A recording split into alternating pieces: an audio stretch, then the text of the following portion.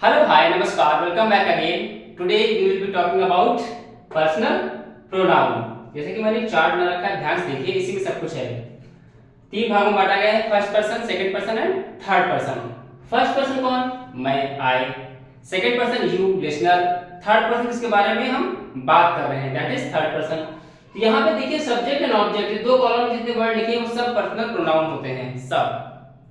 But आपको ध्यान रखना होगा कि ये नॉमिनेटिव केस में आएंगे और ये ऑब्जेक्टिव केस में आएंगे, यानी कि आई, यू, दे, वी, ये सारे होते हैं subjective nominative case. Us, me, your, ये होते हैं ऑब्जेक्टिव केस में। और इसके बारे में बता रहा हूँ आगे वीडियो में। तो ये हमारे तीन भागों में बांटे गए हैं। इनको ध्यान समझने के लिए आप चार्ट देखिए, आपको समझ में आ जाएगा, चाहे तो आप स्क्रीनशॉट ले सकते हैं।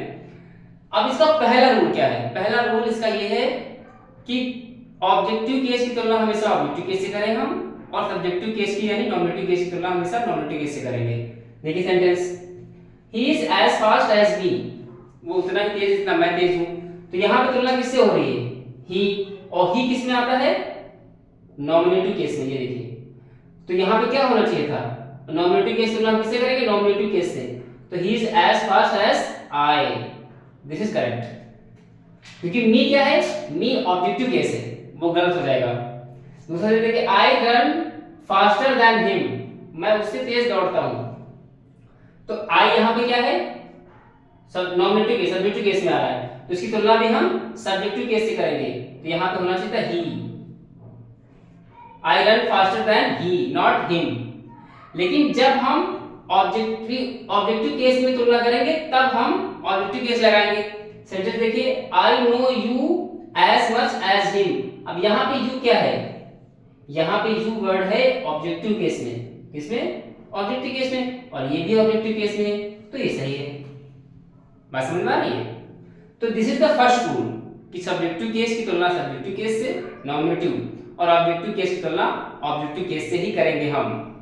फिर इसका दूसरा रूल क्या होता है कि जब भी सेंटेंस में बहुत सारे प्रोनाउन आ जाएं विभिन्न प्रकार के, और उस सेंटेंस में कोई गलती स्वीकार की जा रही हो, तो हमेशा याद रखिए प्रोनाउन का क्रम चलेगा, फर्स्ट, सेकंड, थर्ड। जैसे मैंने सेंटेंस लिखा है यहाँ पे, he, you and I have made blunder.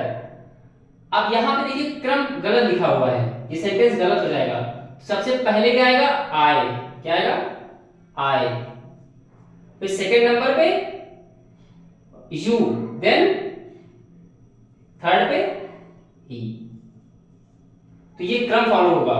I, first person, second person, third person. I, you and he have made a blunder, यानी कि अगर कोई गलती हो जाए सेंटेंस मतलब स्वीकार की जा रही है, तो पहले फ्रंट पे फर्स्ट पर्सन ही रहेगा।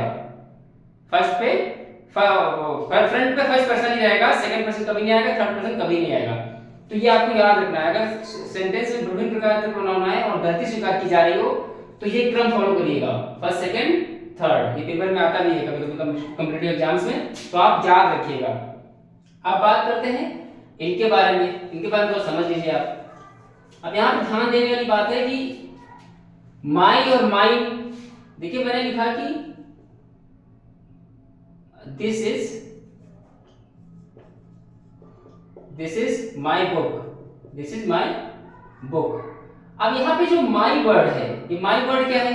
ये एडजेक्टिव है, क्योंकि बताइए बुक क्या है? बुक तो नाउन है ना, नाउन की विशेषता बताने वाले वर्ड एडजेक्टिव होते हैं। तो दिस इज माई बुक, तो ये वर्ड जो है माई है, तो my, our, this is your book, this is his book.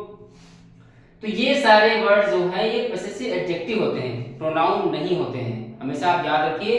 अगर मैं लिख दूं कि दिस बुक इज माइन, ये किताब मेरी है, तो यहां पे देखिए, यहां पे ये जो माइन वर्ड है ये पॉसेसिव प्रोनाउन है। अब आप पहचानेंगे कैसे पॉसेसिव एडजेक्टिव, कैसे पहचानेंगे आप पॉसेसिव प्रोनाउन? सिंपल है, possessive adjectives are always followed by noun, always, उनके बाद हमेशा नाउन आएगा। देखिए माइन के बाद नाउन आ रहा है, जैसे मैंने लिखा कि दिस इज योर।